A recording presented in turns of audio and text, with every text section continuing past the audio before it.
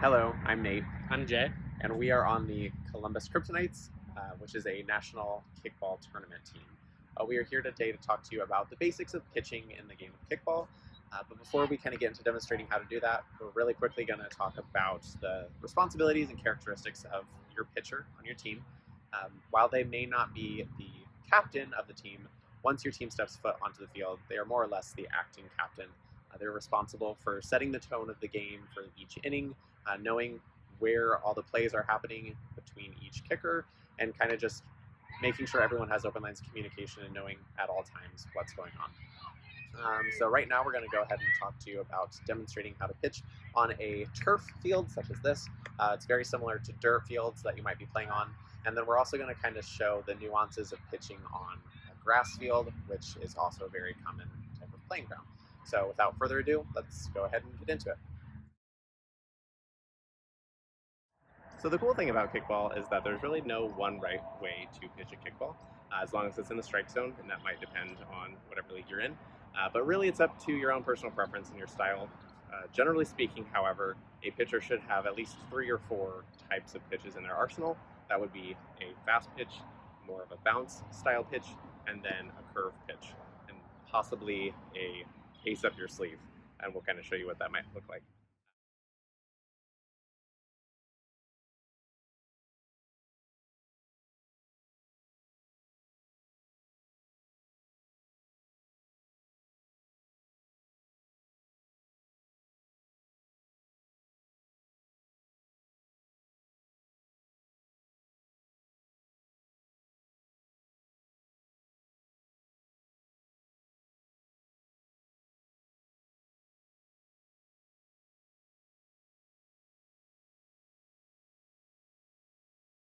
So as I said before, really pitching comes down to your own personal preference, your style, what feels comfortable, and how you throw.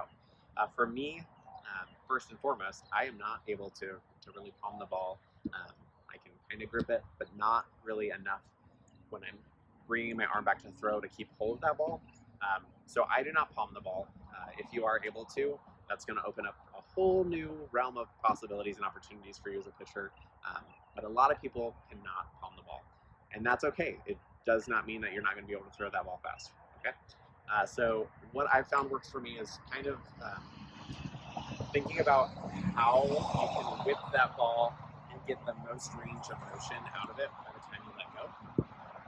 So when I'm starting, I start with my hand over the ball. I bring it back and I'm holding it like this, straight behind me, my hips forward, my chest forward, facing home plate. And as I lead with stretching my torso, my arm really just follows. Once I get to a spot where I've learned works for me, that's really when I just let go of the ball.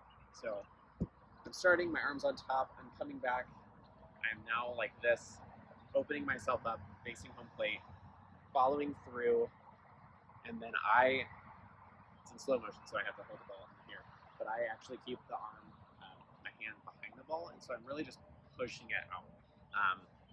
I keep my fingers open and relaxed, and so the ball really just kind of rotates out of my hand when I get to that spot of like kind of releasing or letting go. And that's kind of how I throw my fast pitch. Now, if I'm throwing my curve pitch, the secret to the curve is really all in your wrist. So for me, and Jay's a little bit different because obviously for him it's his left hand. But for me, when I'm throwing my curve on the first base side, cutting it back across to the right if I'm looking at the plate. Similar stance, I'm coming in, I start with my hand under the ball. My elbow's actually in front of my hand, which is a little bit different than my fast pitch where I'm just really trying to get that range of motion to the maximum. I'm coming in with my elbow down here, my wrist is under the ball, and then I'm swinging like this, and I'm really just twisting the ball while it's underneath it and letting go. So by the time I'm letting go, I already have a little bit of spin on that ball, and that spin is what's going to carry the ball from that first bounce to overcorrect and spin the other way with some top spin on it. So if I kind of speed that up, we're opening ourselves up, elbow, leading the way, hand under the ball, twisting out in front of us, and then we go ahead and spin. So it's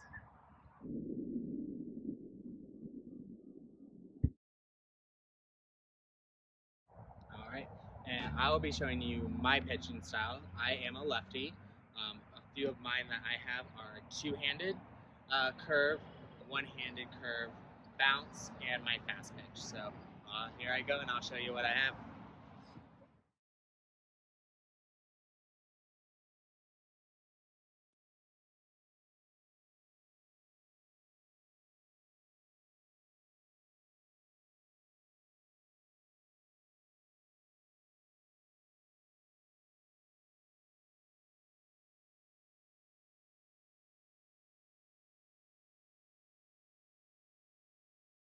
So I'm going to talk to you a little bit about my approach and how I hold the ball during my pitch. Mine is a history of from bowling. I carried that onto my pitching because it felt comfortable to me, and my body had also muscle memory for it. So when I do my fast one, I grip it like I would be bowling, keep my hand under, and release. Just like having it gripping, literally just like a bowling ball, keeping those there. I hold at my waist just because it's comfortable. Some people will go here, whatever is there, go and release. The next thing with bowling too is, especially this day and age, a lot of people do two-handed. That's how I also got my throw on that is, for me, I keep one-handed just so I can get the momentum started, and then as I come up, I grip when I start throwing because it gives me more control with that curve. It's a great starter pitch for if you are wanting to curve it because you have better accuracy, because you can aim it with both. You will finish off where you are aiming with both hands saying where that ball is going to start. The amount of curve, though, will rely on how much you twist both arms. So that is a great starter one because you can easily move with it, you can adjust and figure out what's going to give you the best. Now, if you're playing in a league that plays on grass, you're going to want to switch up your pitching style a little bit. The reason for that is because there's not really going to be a fast pitch as you come to know it and love it on dirt or turf. The reason for that is that the grass is really just going to kill the momentum of your pitch and slow it down to where anyone's going to be able to put it wherever they want, especially if the grass is tall. So if you are playing on grass, I recommend going more for a bounce style pitch or like an overhand pitch. That way the ball is really spending a minimal amount of its time in contact with the grass and not losing its momentum. So we'll go ahead and show you what that pitch might look like.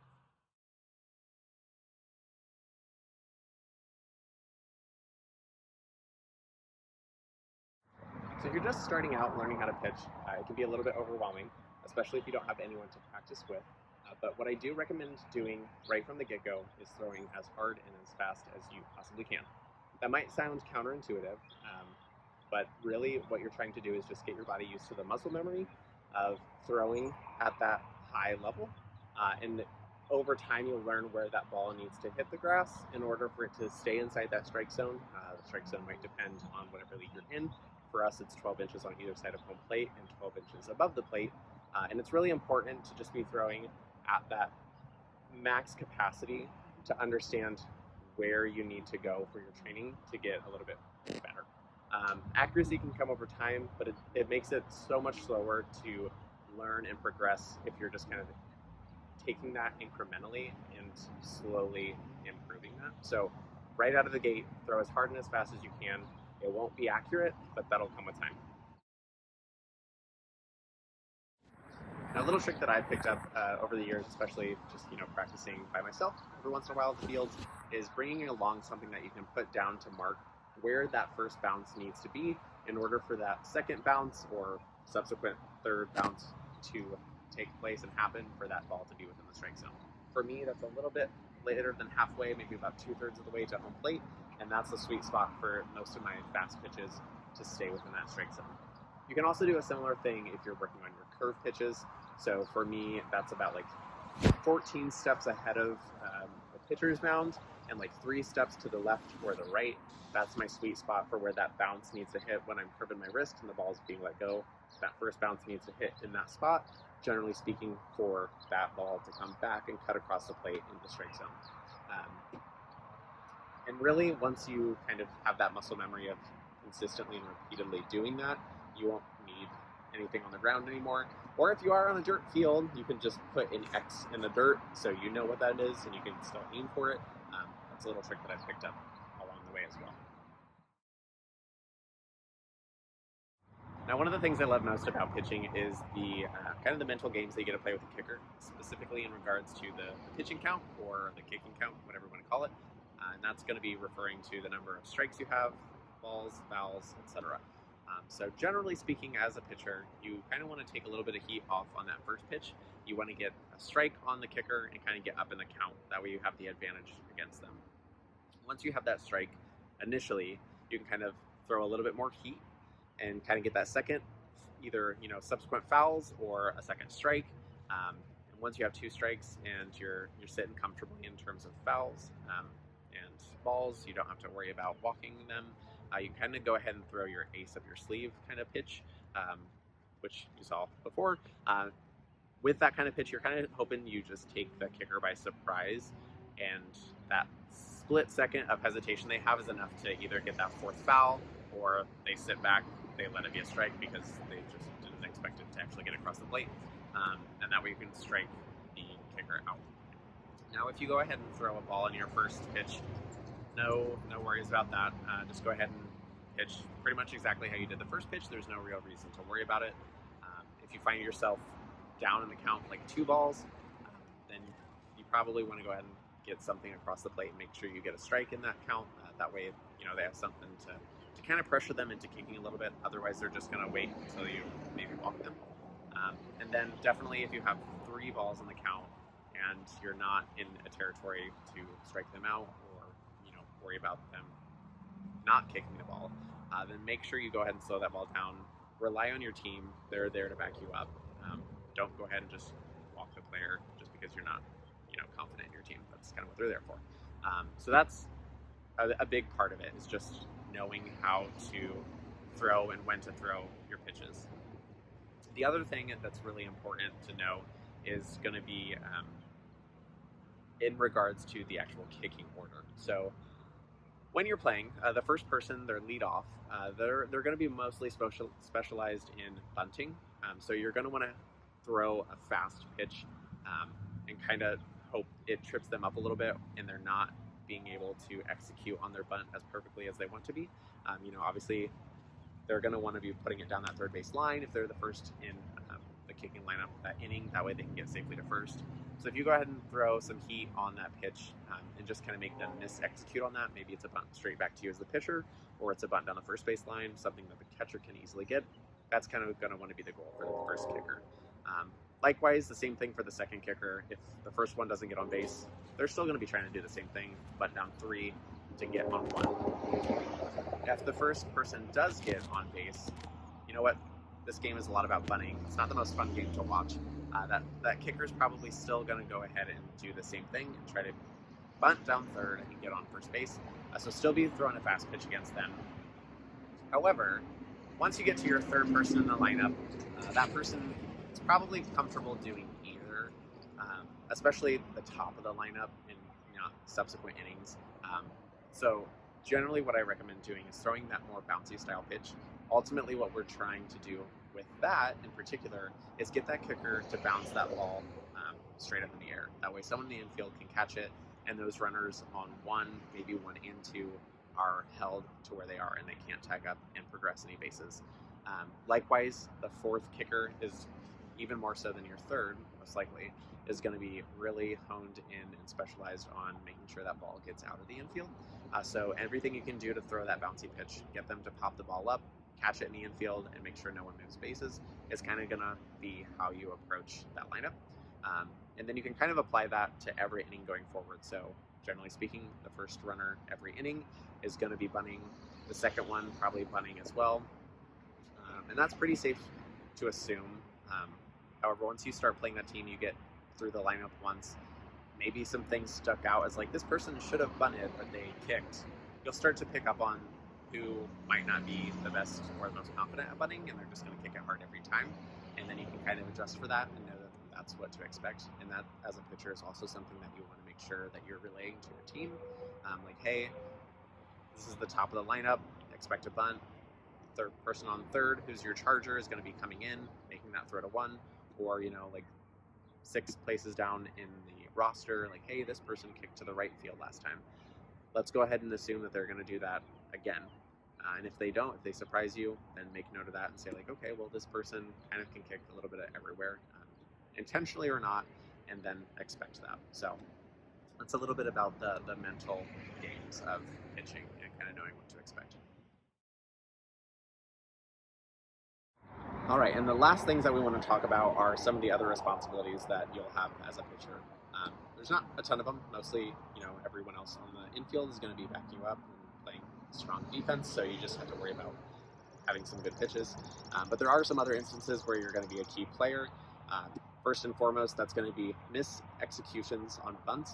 So, as I said before, ultimately people are either going to be trying to bunt down the third base line to get to first safely, or bunting down the first base line to progress their runners from first or second to second and third, etc. But there's going to be quite a lot of times when that execution is failed and that bunt comes straight back to you as the pitcher. Obviously, if it's something that your charger on third base is already coming in for and there's enough time for them to get that ball to one, go ahead and let them have that. Otherwise, if it's coming straight back to you, go ahead and pick that ball up, serve it up to one, get that out. And that's going to be one of the responsibilities they have. And then the other one that I want to cover isn't as often seen, but in the instance that a bunt is laid down like right in front of home plate and you have a player on one who's going to be progressing to second base, that catcher is probably going to go ahead and pick that ball up, scoop it, and try to make that throw to two. That way you can get the lead runner out at second base, keep someone on first base. However, if there's someone on second or third already when that player is making that throw to two, there's now no one covering home base. So as the pitcher, you're going to want to come up, cover home plate. That way any throw that's made on someone that's trying to steal home, you're able there to catch that ball and hopefully get that out. But with that, I think we've covered everything. I hope you're feeling pretty confident with how to pitch. By all means, if you have any questions, feel free to comment on our channel and we'll get back to you. But hopefully you found this helpful. And I think that's it. So good luck, get out there and start practicing. Have a good one.